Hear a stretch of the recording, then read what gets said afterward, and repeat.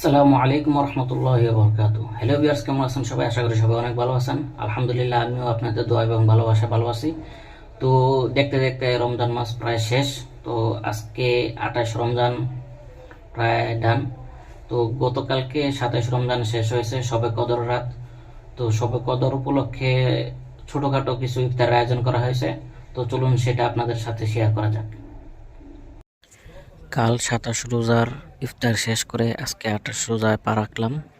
তো কালকে 29 রোজা। 30 রোজা পাই কিনা এটা শিওর বলা যাচ্ছে না।